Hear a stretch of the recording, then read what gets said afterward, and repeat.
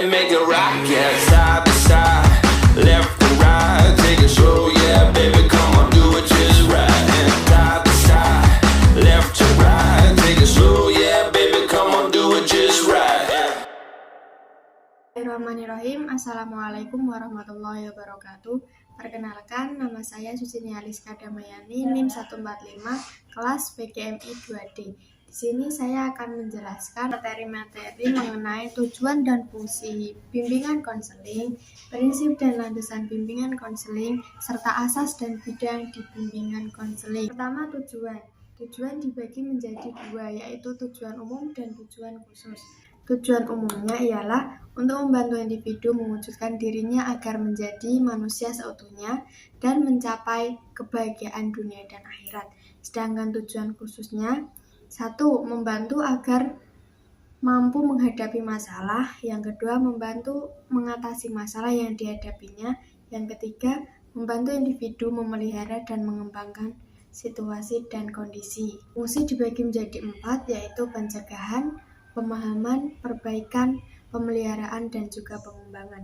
Pencegahan yang dimaksud di sini ialah usaha pencegahan terhadap timbulnya masalah, pemahaman tentang pihak-pihak tertentu sesuai dengan keperluan pengembangan siswa, perbaikan terpecahnya atau teratasinya berbagai masalah, pemeliharaan dan pengembangan agar bisa memelihara dan mengembangkan keseluruhan pribadinya secara mantap, teratasi dan berkelanjutan.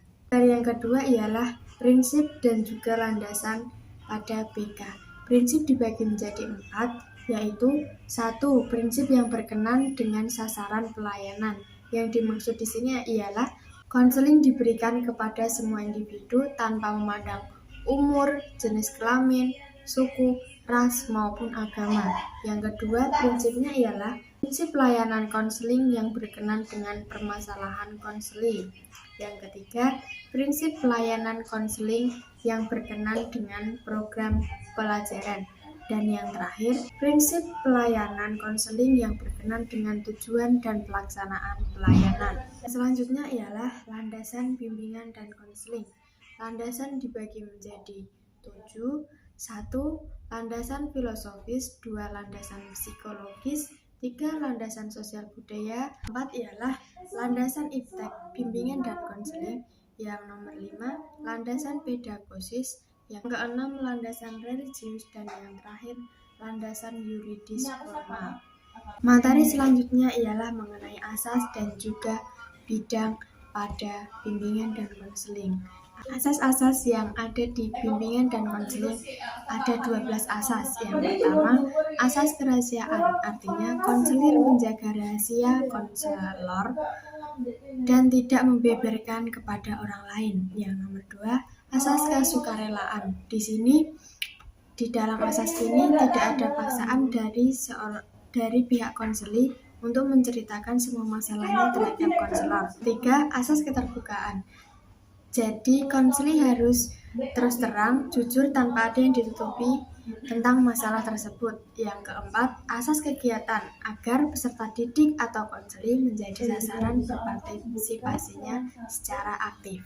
Yang kelima, asas kemandirian. Konseli harus mempunyai sifat mandiri dan mampu menyelesaikan masalahnya sendiri.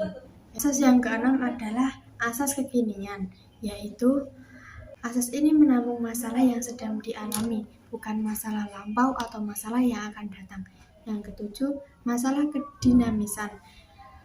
Di sini dijelaskan agar isi layanan konseli selalu bergerak maju dan tidak monoton. Yang selanjutnya, asas keterpaduan, mampu melakukan perubahan ke arah yang lebih maju.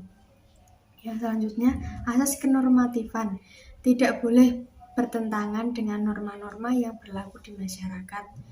Selanjutnya, asas keahlian, adanya bimbingan ini diadakan karena dasar kaidah-kaidah profesional. Yang selanjutnya, asas alih tangan, yang dimaksud keterbelakangan kewenangan berdasarkan kode etik profesi konseling. Dan yang terakhir, asas tuturi handayani yang dapat menciptakan suasana yang mengayomi. Materi yang terakhir mengenai bidang pada bimbingan dan konseling. Bidangnya terbagi menjadi 1. Pengembangan pribadi yang dimaksud membantu mengembangkan potensi peserta didik atau konseli. Yang kedua, pengembangan sosial, memahami dan menilai hubungan sosial yang sehat. Yang ketiga, pengembangan belajar, yaitu mengembangkan kemampuan belajar konseli atau peserta didik. Keempat ialah pengembangan karir. Jadi, konseli bisa memilih dan mengambil keputusan karir. Yang kelima, pengembangan keluarga. Jadi, konseli mampu menciptakan suasana keharmonisan di dalam keluarga tersebut. Dan yang terakhir, pengembangan beragama.